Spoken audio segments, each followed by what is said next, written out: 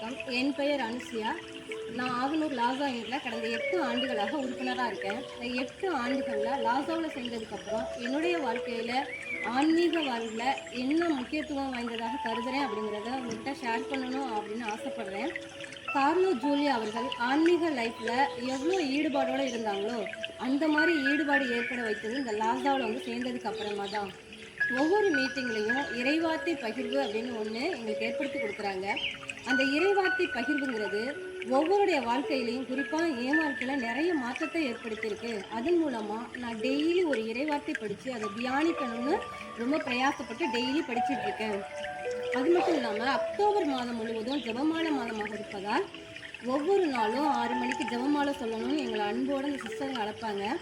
ஒவ்வொரு தடவை ஜெபமாலை சொல்லும்போதும் ஒவ்வொருடைய கருத்துக்காக நாங்கள் ஜெபிக்கும் பொழுதும் அவருடைய வாழ்க்கையில் நிறைய மாற்றங்கள் ஏற்பட்டிருக்கதை நான் உணர்ந்தேன். குறிப்பாக என் வாழ்க்கையில் நிறையா மாற்றங்கள் ஏற்பட்டிருக்கு. கார்லோ ஜூலியா அவர்கள் எவ்வாறு ஏழைகளுக்கு உதவுனாங்க அப்படிங்கிறத இந்த லாசாவில் வந்து சேர்ந்ததுக்கப்புறம் எங்களுக்குள்ள நிறைய மாற்றத்தை ஏற்படுத்தி சிறு குழந்தைகளுக்கு உதவணுங்கிற எண்ணம் எனக்கு ரொம்பவே ஏற்பட்டுச்சு. அதனால் அந்த குழந்தைகளுக்கு உதவி செய்யணுங்கிற எண்ணம் நான் ஒவ்வொரு நாளும் அந்த சின்ன சின்ன குழந்தைகளுக்கு என்னென்ன தேவைப்படுது அப்படிங்கிறத நான் கேட்டு தெரிஞ்சுட்டு அதை வாங்கி உடனே அவங்களுக்கு நிறைவேற்றுகிறேன்.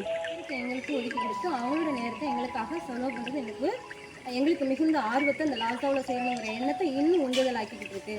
அது மட்டும் இல்லாமல் ஏழை குழந்தைகளுக்கு, அதுவும் கற்றலில் குறைபாடு உள்ள குழந்தைகளுக்கு எக்ஸ்ட்ரா டைம் எடுத்து சொல்லிக் கொடுக்கணுங்கிற எண்ணத்தை எங்களுக்கு உருவாக்குனதே இந்த லாசா குழு மூலமாக தான். ஒவ்வொரு நிகழ்வு நடக்கும் பொழுது ஒப்புரவு அருட்சாதனம்னு ஒன்று ஏற்படுத்தி எங்களை புது மனுஷனாக உருவாக்குறாங்க.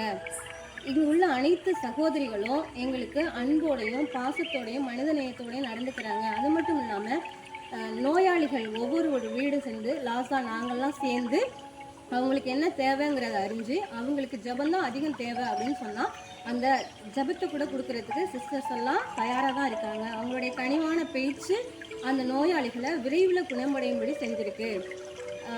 ஆன்மீகத்தில் ஈடுபடக்கூடிய அந்த ஒரு தன்மையை ஏற்படுத்தி இருக்குது. அனைத்து அருள் சகோதரிகளுக்கும் இந்த நேரத்தில் நன்றியை தெரிவித்துக் கொள்கிறேன்.